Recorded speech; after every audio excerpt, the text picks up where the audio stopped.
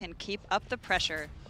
All right, Toronto looking to finish this one out cleanly, and of course that would give them #1 seed overall, which of course means that if you're watching this and you are a Legion fan, you're rooting pretty heavily for the guys from Florida. This is why I'm a little bit confused coming out from Mayhem right now. Toronto, on their defense, they're going to run of the Widowmaker and Junkrat, which we got to see on Numbani, and now we're going to be seeing here again on Horizon, while Mayhem are looking to possibly go for just a vanilla dive composition. I feel like that just works out better on Hanamura for point A, and of course it does work out on point B. So it's weird that they decided to take it here to Horizon. Well, the other thing about Horizon 2 that's a little bit weird is deciding to run the Mercy here with this composition. I mean, it can work, but you're not running something like a Widow in the back that you would like to resurrect. So it's a little bit weird as Mayhem tries to move in, but I think they're just going to be very aggressive moving in towards the left here. At least that's what they've done in the past. The thing is, they don't have the speed boost. And so the cooldowns are going to be very important for both Mubi and Krems as they try to make their approach, but already they're getting shelled down now. Mikey A, he's coming in for the flank play, but he's already been spotted out by Shu. And Mikey here is just trying to distract people back. Expect him to go on the point if he doesn't get this developed the way he wants, but for now, they're keeping Mikey relatively well checked. Toronto making Mayhem pay for every little bit of progress that they try and get here. And now it's Mikey on the point, right? Oh, it's Mikey off the point. It was Mikey catches on the point. him. And that is very, very good for Toronto and already pushes the Mayhem back as Dalton continues his assault. Have we not learned to attack Widowmakers here on this map? Apparently not. Yeah, now because of the respawn distances, they just need to go ahead and full reset. Krem sets himself off the ledge there. Already a minute burned off of Mayhem's clock. Now Dalton in great position. He's going to have that infrasight, so it's going to be that much more difficult for Mikey A and Zaw to make an approach on these flankers now. He's still waiting it out. Dalton, he's just going to wait for anyone to pop their head out first, and then he goes for it. And so far, Dalton's been effective. You catch a Tracer to begin with, it's pretty good. You see Mikey doing the same approach, but the issue is because you're not running the Lucio, this approach is really slow from Mayhem Academy. They've left men behind on the other side. They're getting poked heavily as they try and set up, and it's just taking them so long to complete one push. Viking falls, and this is only the second push, and already 2 minutes are about to be off the clock. Yeah, and you were talking about it, trying to consolidate your forces. They were able to get Nero, but Morris still caught out. He's in the middle of no man's land here, trying to reconnect with the rest of his team. He's not going to be able to offer the same amount of support here, and that's why Mupi will fall. So there's going to have to be another reset coming up from Mayhem, and they've already lost 2 minutes. Yeah, and it's 2 minutes for 2 pushes. This is not how you want to attack the point, and a good deal of it does come back that you're running Mercy. And you're also taking forever the reset here. Shu gets 3 kills just in casual cleanup. Why not? Yeah, before the next push even comes down, Mayhem's going to be down to about a minute 30. Oh, Guardian doesn't even allow Krems to fully reset himself. So, he already had his ultimate, but, it's a moral victory for him now. So, minute 30 for Mayhem Academy. And now you count how many ways this can go wrong for Mayhem as it going.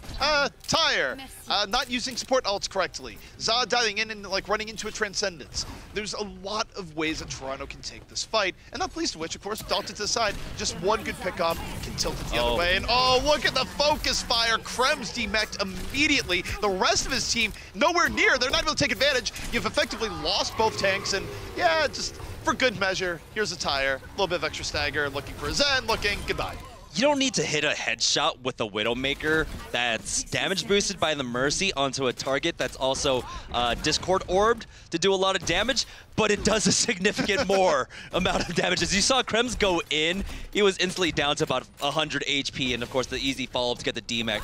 Mayhem Academy, they cannot allow this Widowmaker to stay up here, but they have no choice. Their dive is not fast enough. Paintbrush has now swapped off onto the Lucio. Here we go. Oh, Dalton.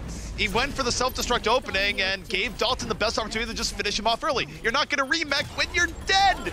Pulse Bomb out on the side. Mikey once more trying to be the hero. Gets one to begin with, but with Za in the backline, this could be good. Blade is out from Za right now. Got Shu early on in the fight, looking for a little bit more, but meanwhile, no one's looking at Dalton here in the back, and he could still bring this back with a few well-timed shots. Had the reload, there's one! Looking for more. D.Va in his face though, and he's gonna fall as Za gets the cleanup necessary back on the point. So Mayhem will keep this alive now. In the nick of time, they will be able to flip point A. get 4 more minutes added on, and you know that's what we were looking for really for Mayhem Academy. Mikey A just coming alive. Now Za has swapped off. He's going to Soldier 76. Do you want to know what the key swaps are though? Paintbrush on Lucio. Surprisingly, being able to speed into a point is helpful. Now he's going Mercy back again, where Paintbrush is kind of clutched on Mercy a lot, but again, I don't know if that's necessarily ideal in the situation, but either way, Mayhem's gonna try and slow push it. They are indeed. Guardian now on the high ground here. He has been spotted out, so they're getting some good poke off. Both tanks now dislodged from the high ground, so they have to use their gap closers just to try and contest the high ground. Meanwhile, Toronto not really feeling under pressure. Mayhem hasn't put people on the point. Loopy awfully close to getting bursted down in the moment. And Toronto, they're just winning the poke game right now. Look at Moopy, look at Krems. They're not dead, but are they threatening right now when they're back healing with their tail between their legs? Not really.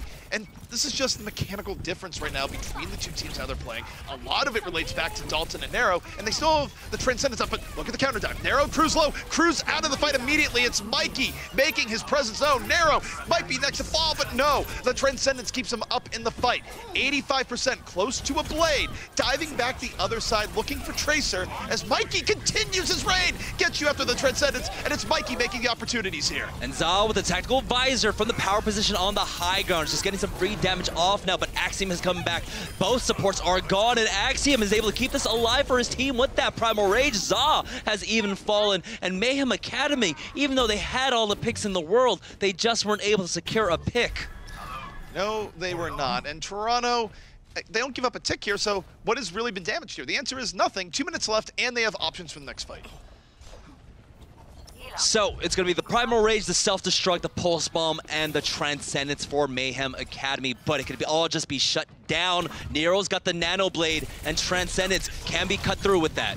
And Nero, again, he's not using this early. He's just waiting, going, I don't have to use this until the last moment. I know Cruz is there, and that's why you don't use it that early, because you get the free pickoffs. Cruz gets a save, Nero gets a save. These are people that can buy homes. They're not wasting on avocado toast. It's totally fine. Hey, avocado toast is not a waste CP. All right, it's a lifestyle. A national treasure. All right, though, with that, Dalton getting that pickoff, taking the 1v1 up against Mikey, that was really big because it allows Shu now. He's almost got his Transcendence. Guardian almost has his Self-Destruct, and Axiom is back to having another Primal Rage. So it's almost a full reset. Both teams now about to have all 6 ultimates, except Za. He is trailing behind right now, 60% towards that visor. Toronto still in a great position, in large part because of the pickups Dalton was able to do early in the last fight. Mayhem just looking for an opportunity. I think this is good for Dalton. Check Mikey. He's the guy that's actually doing good things for Mayhem Academy. Stop him early on, but you have it. Guardian gets demacked, Guardian's down. Mikey almost falls in return, but able to get back out. Paintbrush under assault. Gonna be able to Valkyrie up. A 2-man edge for Mayhem Academy, and Toronto Esports dove a little bit heavily. Meanwhile, look at Nero. He's so low, he can't Dragon Blade. Now he's brought back up. That was Cruz. He can use the nano boost onto him now. When is he going to do it? Transcendence is up, waiting. Now he goes in, both ults used at the same time. Here comes Nero. Blade out, 1, 2, looking for Winston, slices everyone to ribbons, and Unchained Genji making his way through. Man, Mayhem Academy, they were so close to being able to win out that team fight and get that second tick, but they were just stopped at 53.7%. Honestly, Nero held on to that blade longer than we've ever seen Shadowburn hold on to his. That was almost about 2.5 minutes that he was holding on to that. And he was rewarded for his savings. Mayhem Academy down to their final 10 seconds, last attempt here in the moment, and you look to Krems. A self-destruct and a dream. Here Winston is sleeping and nearly dead, has to back out. Now you must touch the point. Mikey making sure that's happening. Moopy falls early on, and now Krems not in position to let the self-destruct fly, just has to do it here in the back. Not going to get anyone. They brought Moopy back up, however, but they lost Mikey, the one they looked to for heroic plays in the moment, and Toronto Esports just suppressing Mayhem Academy. They're going to lose their soldier likely on the outskirts, and Toronto Esports will be holding here on Horizon in just a little bit. Yeah, they're going to clean up the last of these supports. And so Mayhem Academy, all they'll get is 53.7% on point B. Now we have seen teams, have great point A defenses, but we haven't seen a hold on point A quite yet today. So now we'll see as we move on. It is going to be, of course, Toronto on the offense. And I feel like this is where it really does favor them. They are a team that just know how to pull the trigger and go in for a dive, and already we're seeing Cruz hovering over that Lucio, which was missing from Mayhem Academy's first few pushes. Also, I mean, can you get more of a difference in support attitudes between Cruz and Paintbrush, where Paintbrush runs Mercy in situations that you probably don't want to run a Mercy in? Meanwhile, Cruz probably looks for any excuse to not play Mercy, or when in doubt, turn it into a battle Mercy. Yeah. So Cruz is totally fine being, nah, I'm going to drop the beat. This is totally okay. So Mayhem Academy on their defense, they're not going to be running that Widowmaker. And, you know, understandably why Mikey A, of course.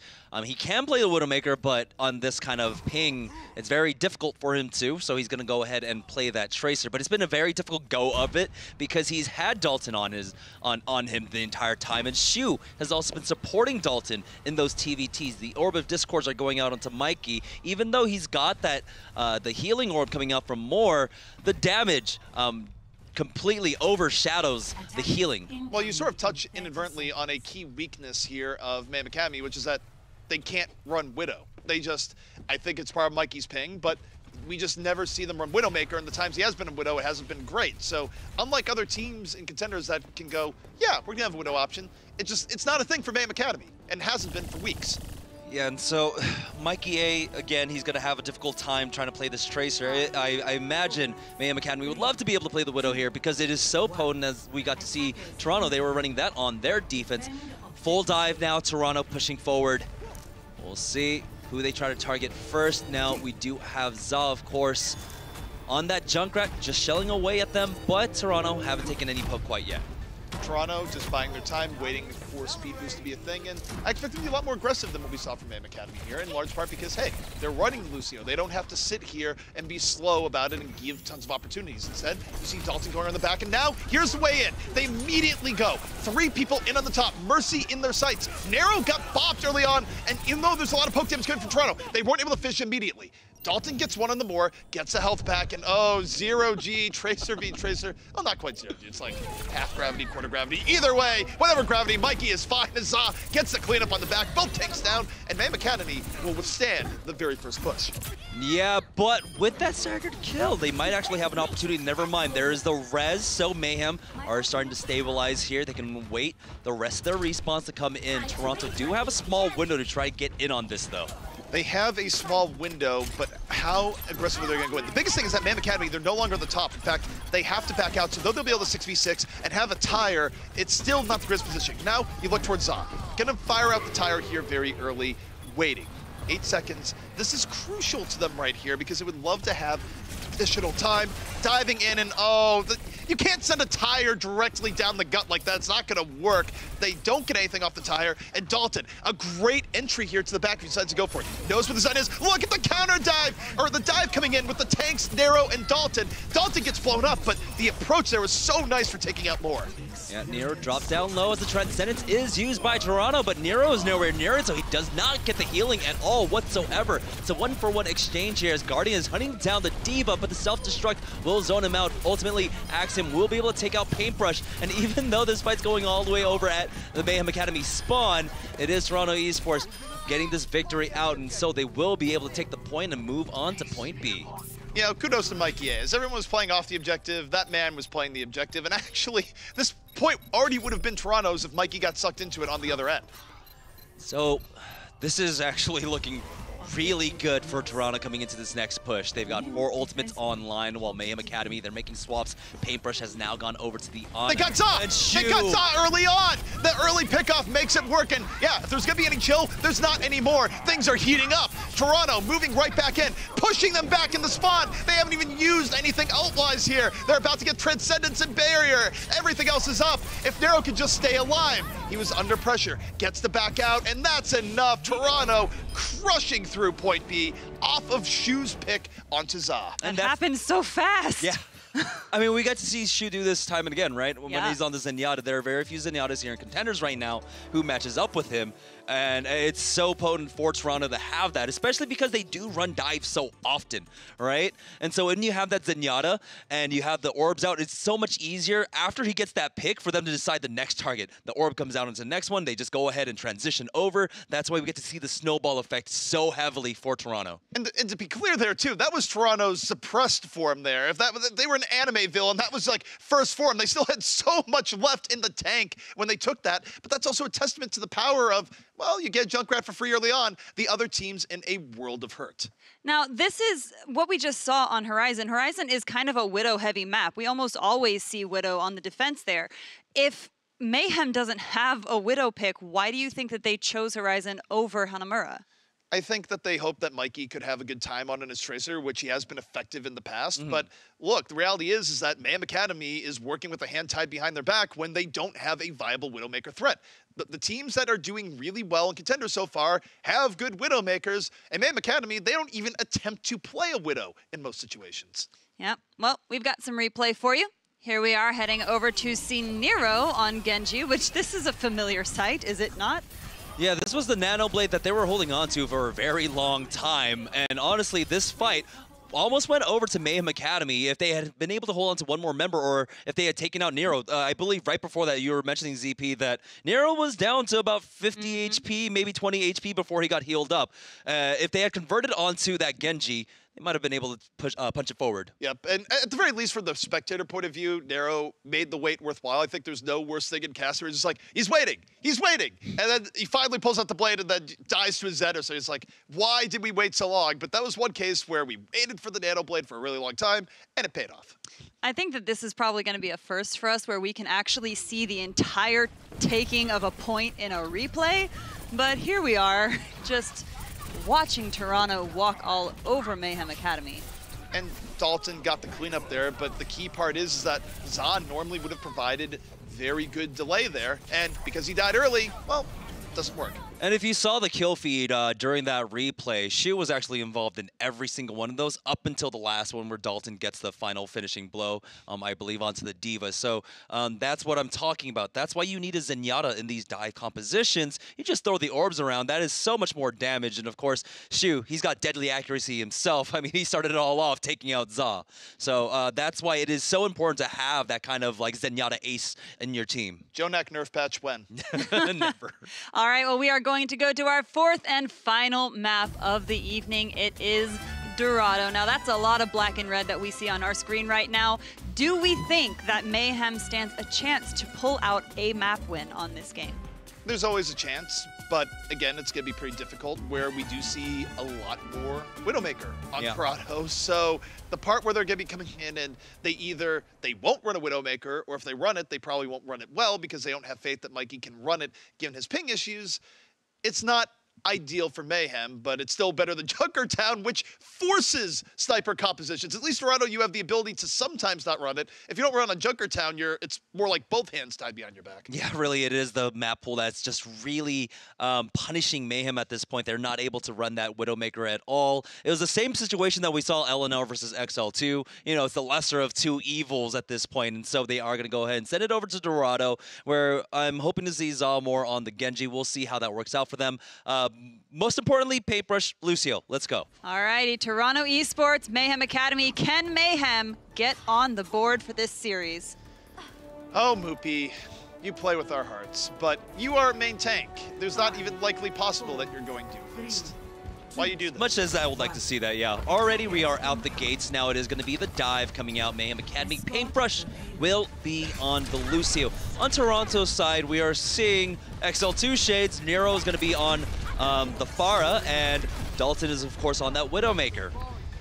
Toronto, not too much to worry about here, but they're just going to have the slow defense. We have Nero in the skies, Dalton picking Wap and Za a little bit too deep early on, gets the business end of Guardian's mech. Shu, though, falls. Moopy got both supports. Well supported, in on the dive by Mikey. It's a Mikey-Moopy connection there that lets them get rid of Toronto's lifeline and get into the courtyard. They do lose Krems for that effort, though, so there is a window for Toronto to come back as the respawns are coming in, but they need to keep Guardian alive. He will be able to make it out. He's got all the heals on him now, but Mikey A has built up that pulse bomb so quickly. Dalton now has swapped off onto the Tracer, so we'll see how he can fare dealing with Mikey A. And this might be a widowless second here in Dorado, as Mikey sticks. Axiom gone early in the fight, and yet with more falling, Guardian Dalton getting to the back, they're able to turn this the other way. Even Axiom's getting rezzed because no one thought to camp his body, but it's hard to do that, I suppose, when you're getting dominated on all ends. Narrow, rocket after rocket, clearing the way. Toronto back into the courtyard. Yeah, we have to remember that, you know, I believe it was Toronto versus XL2 where Nero really was going toe-to-toe, matching Mangachu on the Pharah. So Nero, he is also a very formidable Pharah in his own right. And again, we're having that situation, XL2 versus LNL, where there's no one to really deal with him. Nero, plenty of room to deal with, and you're correct. I mean, unless Za wants to go for an anti-air Dragon Blade, which, you know, is risky at best, and oh my goodness, both supports down. Axiom just cleaving through the back line, and got 3 kills, now 4 before it's all said and done. Of course, a lot of that was set by Nero's splash damage, but my goodness, Axiom was well supported. Yeah, I mean, well supported the entire time. I believe the Mercy was tethered to him. So he had the damage boost and the healing. He had no worries in the world as he was just able to lay them down and walk them down, really, with that Winston. And so now, Mayhem Academy, they're starting to bake ultimates up, but Toronto Esports, they have a very mobile composition. It's going to be difficult to try and... Barrage time, barrage over the top, weather report. Oh, well, they had an umbrella. The umbrella was Diva. And Nero out of the fight immediately. But Axiom being right there at the counter dive, got more, and now I wonder if they're gonna get the res. They've taken down 2, they've forced Mayhem Academy back. Do you res up in the situation? And no, Nero's gonna be walking back the good old-fashioned way, and yet Toronto still gets the better of the early part of this fight. You do have Diva pressure coming in at the point, but Dalton is just pushing it back. Now you get Guardian coming in at the right time, and Mayhem Academy looking to a full reset with a minute left. I don't know how it happened, but 3 minutes are gone. It's just like that, and oh man. Mayhem Academy now, they're still baking up their ultimates. They've got 4 in reserve. Luckily for them, Toronto, they don't have either of their support ultimates, so this is the window. This is where they want to fight and win. This has to be Za time right now. He doesn't have anything to get in his way. Blade out to the back, looking for Zen, easily dispatched, but where's your follow through? Where's the other airs you're gonna go to? You're gonna be anti-air, no, you have to put the blade away at the wrong time! Okay. Still gets Nero though, at the very least, defying gravity all the while. And Mayhem Academy real close to getting through the courtyard here, as it's only the supports who are left alive, and I'm just like, do we want to? Nah, we're getting back out. Zal was just really lucky that he was right on top of Nero, because if it weren't for that, he wouldn't have maintained the elevation. He actually lands on his head, and so that kept him high enough while, of course, his blade was being sheathed. So now Za is swapping off. He's going to go over to the Widowmaker. Okay, we said they didn't have a Widowmaker option. We'll see if Za can change our minds. Already started off. Cruz is gone. All right, great start. All right, Za making it work here early on. Normally, Za is more of a tracking player where he has a very good Soldier 76, but not as great on, say, Widow or a McCree. Not able to get the shot on the Zenyatta there. And I think part of it is that Cruz wasn't expecting Widow to begin with. We'll see, though, if Za is able to make this work now that his presence is well known. Yep, Za tries to look to the skies for Nero, but he did not catch him out at all. It's Shu to take out his counterpart in more. And so, Mayhem Academy are forced back to spawn once again. 2 minutes left. The payload barely made it past the gate. Now, I do wonder if Za's going to stick on this, if he was going, I'll just be Widow for a time. It's like, no, he's going to stay in the Widow for now. He's going to stay on it. He's done some damage, but beyond that pick onto Cruz, he hasn't been able to do much at all. He's only sitting at 60% now towards that infra site. Nero's making his approach on in. He's got Cruz tethered to him right now. Very sneaky Pharah coming in from him. Nero coming in on the spotted, has the barrage, and yeah, they know he's there. And yet, he's still going to be flanking around. Gets a few rockets from afar, and they thought he did enough to trigger Axiom to dive on in. Axiom getting supported by the Transcendence. They haven't got anything off this here, but this pulse bomb connects. Gets Paintbrush in the back. Nero falling on the other side, and Toronto has done enough, getting Mayhem Academy in a corner, quite literally, and Nero still creeping in the skies. Yeah, now we're down to that same situation. It's a minute left for Mayhem Academy. This time around, though, they haven't pushed the payload far enough where one clean team fight will get them the point. They need to win the fight and then win a secondary fight up against Toronto here. So they're really up against it, especially now that both of their support ultimates are gone. If you're Mayhem, there's 2 keys to victory here. You got Krems, you got Za. If Za can get pick off on the narrow, great, especially if you punish Mercy right after. Or Krems can go huge with the self-destruct, which relies more on Toronto Esports just not respecting the diva at all. Final 35 seconds here. Mayhem Academy biding their time. Nice headshot on the Axiom. Gets him out immediately, and that has turned the tide here. Mayhem Academy with a real opportunity to bring this through. All right, it's down to the next 20 seconds here. The payload is pushing forward. We have Toronto backing up just a bit as they buy time for Axiom to get back into this. So playing it real slow are Toronto Esports, but they're about to pull the trigger. Dalton trying to focus down Moopy. Well, speaking of pulling triggers, a fairly conservative barrage. Why not? Usually pulling it out. Otherwise, oh my goodness, the dive gets paintbrushed real early in this fight. Toronto, and they'll send the payload. All the while, Toronto able to stop Mayhem Academy right before second, and pretty standard for Toronto, but in a sense, not really, because normally the fight takes place around that last corner for a long time. Here, we didn't really get into an extended corner fight. It was more the first corner, which shows a degree of dominance difference between the 2 teams. The first point hold coming out from Toronto was so good. Again, Nero is just completely unchecked in the sky with that Pharah. He was able to do whatever he wanted. And because there was actually no pressure onto him on that Pharah, Cruz didn't feel it was as necessary to pocket him the whole time. He was actually able to pocket Axiom for a good majority of that point A hold. That's why we saw him coming in with like the triple quad kill, because Nero didn't require that same amount of babysitting that a lot of Pharahs do. Mayhem Academy. Now, they're going to be on the defense here, so it's Za on Soldier 76. We'll see Paintbrush has swapped back over to the Mercy. If he'll go with that or if he'll go back to the Ana, remains to be seen. They are running out the spawn with it, though.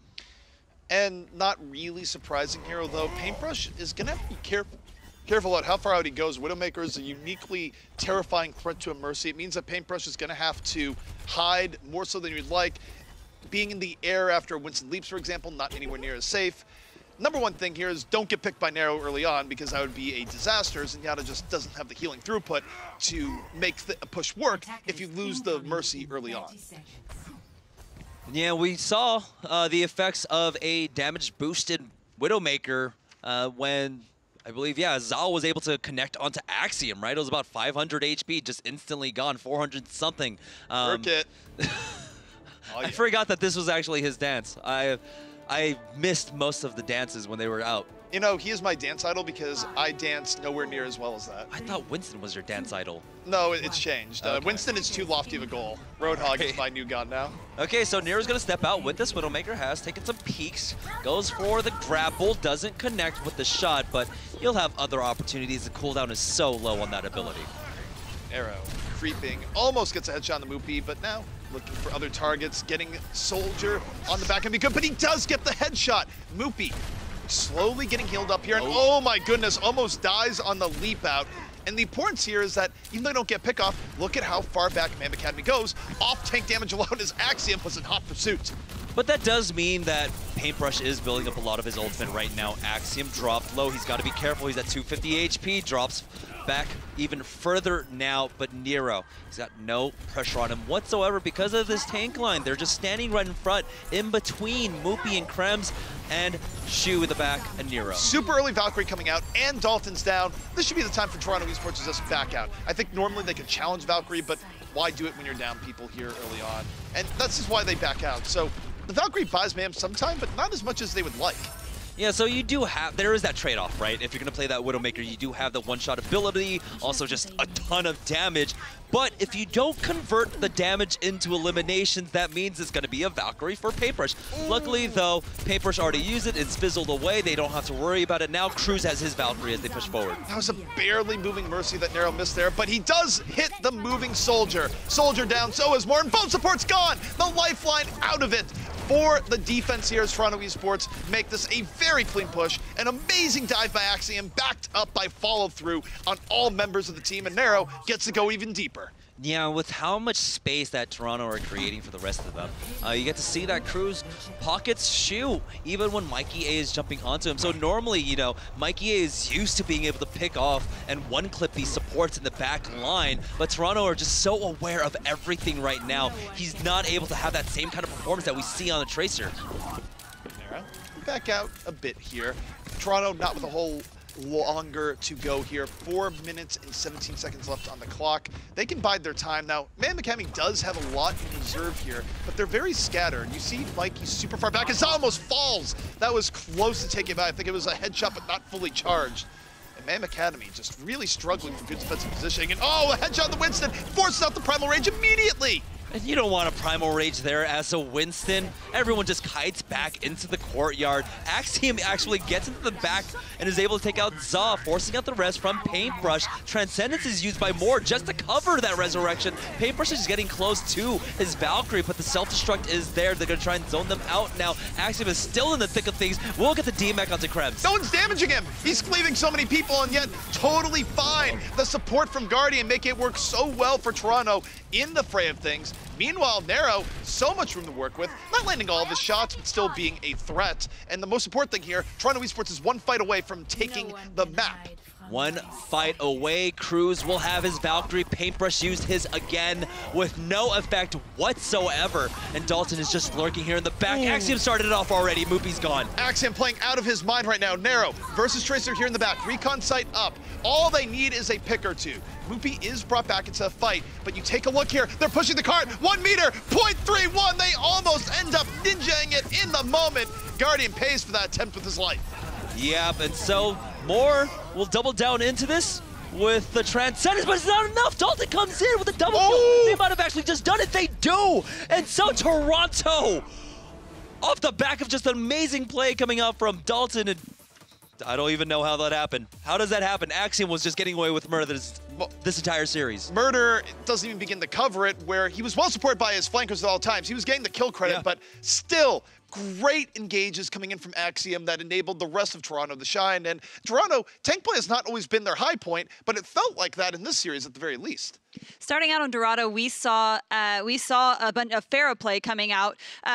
We have seen Zaw on Pharah way earlier in the series, or in the season. I think it was like week 2, they went up against the Grizzlies, and they actually went to a map 5, and it was Zaw's Pharah play that secured them on Oasis. So why do you think they hesitated? They put Zaw first, I believe, on the Widowmaker, and then they traded him off of Widowmaker. It wasn't anything he was ever really comfortable with. Why wouldn't they put him back to at least try and do something with Nero in the sky? Well, it's an excellent question, because Zaw has been a bit of a journeyman in regards to this, where I think you're right. He does have a very good Pharah, and it used to be pretty effective for him. But I will tell you, just seeing him in scrims and everything else, that Zaw has been through the ringer, where compared to his old days on Arc 6, he had a time where he was being flex tank. He had a time where he's like, now do more Genji, now do Pharah, now do Soldier. I think Zaw's been pulled like every which way from Sunday, and he has gone away from what he's been historically good at. Also there, we got to see the power of Nero's Widowmaker. You don't want to play a Pharah into that, and especially if he's, you know, able to tag headshots onto Winstons that are jumping in. Now, of course, there is also the note that maybe Moopy should be using what the Koreans like to call the butt jump with the Winston, where it's you jump into the air and then you turn around so that your head's not exposed, and they're not able to get those 400, 500 damage shots off onto you, but still, he's connecting with them, and that is the fear that he put into Zaw, I imagine. That's why they didn't want to try and run far at all. We have some really great replay footage. This is going to be Nero on that Widowmaker, just taking, like, chunking down the team, taking out, I mean, headshot after headshot. And you had mentioned that some of them weren't even fully charged, but it didn't even matter with the amount of damage boost that he was getting. Yeah, Nero had a great game here, and for Toronto, even the down times for their DPS were still good times. There's a difference between a DPS being consistent but not giving a highlight reel and a DPS just disappearing. And at no point in the series did either of the two Toronto DPS players ever disappear. And it was very clear when looking at their play that there was always a threat somewhere. Now, I've got a little bit of a replay here for you, Jamerson. I know you were a bit confused about what Dalton did. Let's take another look. It's not that I was confused. It's just that I kind of like already sold this victory as like going over to going over to Mayhem, right? They got 2 great pickoffs, but then of course Dalton comes back in. It was just That was the XQC special. Thinking back to the old monthly Mayhem where XQC had a pulse bomb and jumped up and killed 2 people. Not quite as bad, but it's like you throw it on your Winston just casually goes and gives his friendly Tracer a hug. Talk about turning a bad moment worse. Oh my goodness. Well, Dalton and Nero neck and neck for everything, but the Old Spice player of the match is going to go to Nero. Well deserved too. Was this his 5K? I'm pretty sure this was his 5K. This was the long have we waited moment from Nero, where oftentimes you wait for a blade for that long and the Genji dies in unceremonious fashion, but this one delivered, and he really did wait that moment out, where in the preamble, he almost got chunked down. He waited for the Transcendence, got Cruz to buff him at the right time. The 2 of them couldn't have been more on the same page, and what are the results? Well, it's killing everyone on the other team. Yeah, and he really is just upping his stock now for anyone who's looking for, you know, prospective Overwatch League like DPS at this point. You're looking at a man who played Widow, played Genji, and played Pharah at a very high level here in Contenders, and so he is definitely a high prospect moving forward. All right, well, that was the official